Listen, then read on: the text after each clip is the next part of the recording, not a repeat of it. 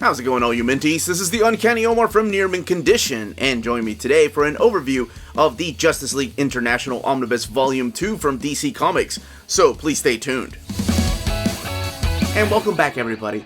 I find it pretty interesting that we have not one, but two Justice League Omnibus coming out in November. So speaking of coming out, this book comes out in the direct market on November 25th. So that's places like your comic book stores. Cheap Graphic Novels will have it probably on sale tonight, and then in-stock trades will have it on sale tomorrow. That's usually when they put things on sale. But the direct market normally is on Wednesday, November 25th. However, there are places in Canada, my brothers and sisters in Canada already got the book, so that's awesome. But here in the States, November 25th.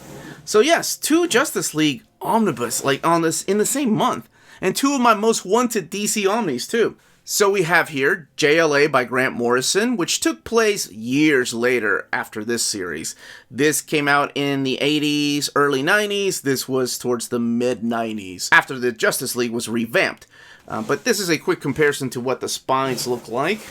Just a lot different, right? By Grant Morrison. This is by a lot of people. So we have Keith Giffen, J.M. DeMatteis, Adam Hughes, and Bart Sears. Those are the main creators in the book. And of course, what is an omnibus overview without bringing up the Volume 1? So here is the design for Volume 1 compared to Volume 2. These amazing spines together. By the way, Justice League Detroit, which took place towards the end of the Bronze Era, so before Crisis on Infinite Earths, has a very similar spine, but the color is blue instead of red. And then the back of the book. The retail on this book is $125, and this one was $99.99. But let's talk about this amazing cover design by Kevin Maguire. Kevin Maguire is the one that kickstarted the Justice League with Keith Giffen and J.M. DeMatteis, but he doesn't have any internal artwork. He did deliver this amazing cover here with all these characters. I can't believe Beef Eater made it to a cover of an omnibus. What the hell? But it's really cool just to see his take on these characters. He's always been the kind of artist that can just do so many different facial expressions. The guy is freaking amazing, and it's good to see him draw another cover. Hopefully we'll get some more Omnis after this. I really like the idea that Batman's just half the face. I don't see any of my boys from the Extremist, though. Alright, let's look under the dust jacket. That is a pretty interesting choice. That's from Justice League Europe number 8. So the reason I say it's a pretty interesting choice is because it's like a widescreen version of the cover. And that image has been used in this trade paperback as well. This is a collection of Justice League International stories. Actually, this is the discontinued trade paperback series. This is Volume 6. But Justice League Justice League Europe number 8 is also used for the cover here. Let's get this opened. Some black bookend pages. Justice League International Omnibus Volume 2. So happy to read those words. One of my most wanted Omnis that I never thought would ever come out, and I'm finally holding it in my hand. And I've talked about why in the past, why I didn't think they were going to come out with it, and I don't need to bring that up again. So it kicks off with Justice League number 31 of America, because then we also have Justice League Europe. There were two titles, and I'll talk about what this collects here in a second.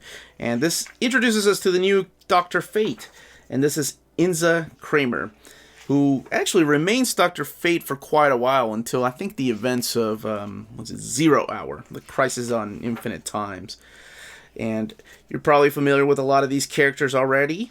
And in case you're not, we have Mr. Miracle, Booster Gold, Blue Beetle, Fire, Ice, that team right there, usually hanging out in America. And then in Europe, we have the team, Martian Manhunter as well. We have the team of Captain Atom, Power Girl, Elongated Man, and a couple of others. And they really interact with each other a lot. But let's talk about the contents of this particular omnibus, because the book is 1,192 pages.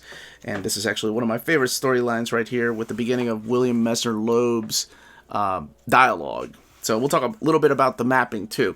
But this collects Justice League of America 31 through 50, Justice League Europe 7 through 25, Justice League International Special number 1, Justice League of America Annual number 4, and Justice League Europe Annual number 1, and then the Justice League International Quarterly number 1. Those are all one-shots. But let's talk about this ridiculous story right here of, what was it, Kui Island, I think? It's Booster Gold and Ted Cord, Blue Beetle, just having fun. This is the kind of stories that I think a lot of people relate back to this time of Justice League.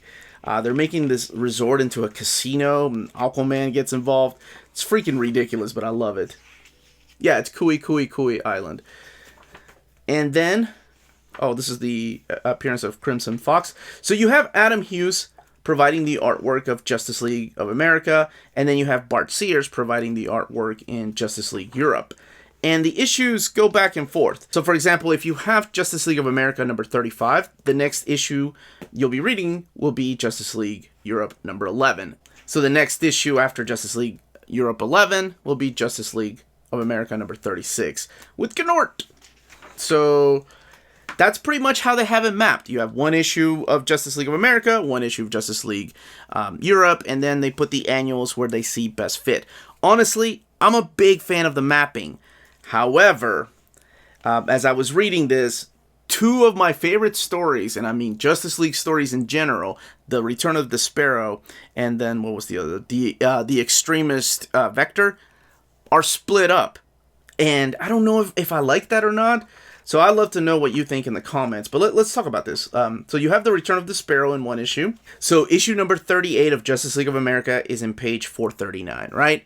So this kicks off one of my favorite storylines featuring the Sparrow, and that is his return and him fighting the Justice League. And this is not a big spoiler or anything because he fights the Justice League, but it does end on a cliffhanger, right? It's Martian Manhunter saying, "Get away from that woman." And I'm not going to reveal who this is, but the Sparrow going, "Okay, you're going to die." Now that ends on page 462, right? That's a cliffhanger. And then we jump into Justice League Europe on the next page, number 14. This has nothing to do with the previous story, right? But that's the way they came out during this month. It would be like going to your comic book shop and picking the books up monthly, kind of like the way the Dawn of X is mapped out. And then we have Justice League Europe annual number 1, which is the return of the Global Guardians, right? Absolutely nothing to do with the Sparrow coming back. And where's that cliffhanger? So we have to get to page 5, almost 100, I want to say 80 pages later. Right here, page 543 is where that story continues. And this is like a 3 or 4 part story too, each one ending on a cliffhanger. So I don't know how I feel about the breakup of the story, because that kind of slows down the flow of the story when these characters are, about to destroy each other and beat the hell out of each other. You have to read like a whole annual not feature. I mean, you can skip it. Of course you can skip it, 100%. But they don't supply you with a table of contents. I mean, it just literally jumps into after the credit. I don't think there's even any credit. There's a little bit of credits here. But they jump in right with the issues. So that's something to keep in mind, since a lot of y'all have been wanting me to talk about some of the mappings of these Omnis more. I did want to bring that up. And this is my other favorite story. This is the Extremist Vector, which introduces us to the Extremists right here. This group from another world that have come to conquer Earth, and the Justice League literally gets their ass whooped off. Like Captain Adams, Power Girl, some of the strongest Justice League members get completely just annihilated by these new characters from another world. And so it bounces back between that and the Sparrow storyline. So that's funny enough. Maybe it was because they were coming out around the same time that I really enjoyed both of the stories.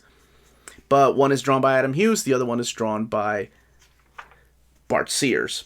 And you have characters like Dr. Diehard. That's such a badass name. Who's the other ones? Gorgon, I think. Talon? Was that one of them? It's been a few years since I've read them. Yeah, these guys are freaking awesome. And then we have other stories in here. You have rotating members. I remember during this time, there's a lot of Green Lantern members for the Justice League. Of course, all of it led by Maxwell Lord, and he's going through his own shady stuff. There's some characters that die, characters that come back. And do you need to have knowledge of any Justice League or DC to read and enjoy this? Honestly, the only book I really recommend reading before this is the very first Omnibus, because it literally carries on afterwards. And like I mentioned, J.M. DeMatteis steps back and lets William Messner Loeb write the script. Keith Giffen is still plotting everything. Hell, Keith Giffen is even drawing some of the breakdowns from time to time. And then you have on art duties is Bart Sears and also Adam Hughes. But they're also joined by other artists like Chris Sprouse or Linda Medley, just to name a few. Mike McCone. that come in and help out. But for the most part, it's those two main artists that draw most of this book. Now, is there enough material for a volume 3? Absolutely. I mean, this literally could take us to the years where Superman and Wonder Woman, those trade paperbacks that came out a few years ago, the Superman Justice League of America, and then Wonder Woman and the Justice League of America after Superman died. Spoilers, Death and Return of Superman. It could take us all the way up there. I would love that. There's a lot of Justice League to be collected. It's freaking awesome. I love the Sparrow, one of my favorite villains. And the lineup is ridiculous. There's Beefeater. I can't believe he made it to the cover. But a lot of people think like that this is just a jokey, lighthearted Justice League story. And for the most part, you know, on the top layer, absolutely. But it's got so many different layers. It's got a lot of heart in it. There's a lot of beautiful moments in here. There's a lot of heartbreaking moments that happen within these pages. And you can kind of see where Keith Giffen just lets William Messer-Loeb and the other scripter kind of take over some of the writing duties too. But this was my Justice League growing up. This is what I fell in love with. This eventually led into JLA, and of course all of that eventually led into Justice League by Jeff Johns. But this, for me, this was post-crisis, revamping the entire team, making it lighthearted, but still having that heart, and also lots of action and adventure in it too. So that's my 2 cents. Let's look all the way here in the back and then talk about this binding. The only other thing I can say about the humor found in these stories is that some of them may not seem like they're politically correct because they are a product of their time, but I did want to make sure to let you all know that. And it's not very often that they use it, but just in case, just want to let you know. So here's all the extras in the back. You have a little history of the Justice League here. This is written by Mark Waid and Adam Hughes supplying the artwork. Here's an poster ad for the first issue. An unused cover here by Kevin McGuire. There's Rocket Red, Maxwell Lord, Booster Gold, Gnort, Black Canary, who you don't really see in this volume. I think she's gone after volume 1. Mr. Miracle, Fire, Ice, Big Barda, Captain Atom, Justice League International. And that's where this book ends. So let's talk about this binding. So I did start reading some of this 1,200 page omnibus. Not very much, but I did open it like I was supposed to properly. As far as the binding though, I think, you know, it lays over pretty nice when you're in the middle. Towards the front of the book is when it tries to shut on you a little bit. Not very much. Not like, for some reason, not like Super Sons. This actually feels like it's got a better binding than the Super Sons expanded omnibus that I did an overview of yesterday. By no means nothing like the rat traps or mouse traps that were coming out from DC when they first started doing omnis. But things like that is what, you know, you kind of get used to. It bothers some people, but that's why I want to mention it. As far as gutter loss, it's near impossible for me to show you all how much gutter loss there is because there's not that many splash pages. Actually, I couldn't find a single one, and here I am editing the video. Spent like 5 minutes trying to find one, and I can't find one to show you because not a lot of splash pages back then when they were doing this type of artwork. So they're all broken down by panels, which helps out, right? It helps hide that gutter loss. I mean, there would be some, though, just by looking at it. Not very much, but there would be some.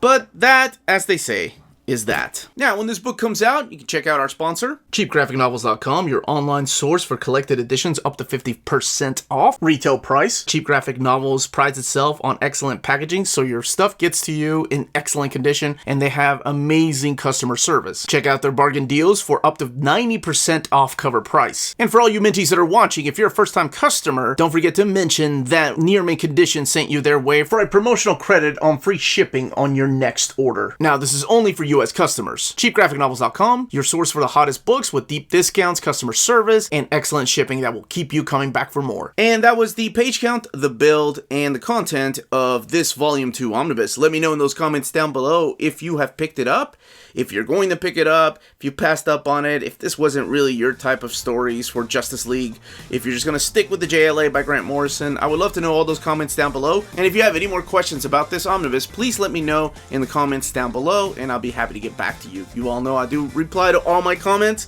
Please don't forget to hit that like, subscribe button, and ring that bell for notifications to let you know when our videos are going live. We can be found on Redbubble, on Patreon. Amazing ways to support the channel if you can do so.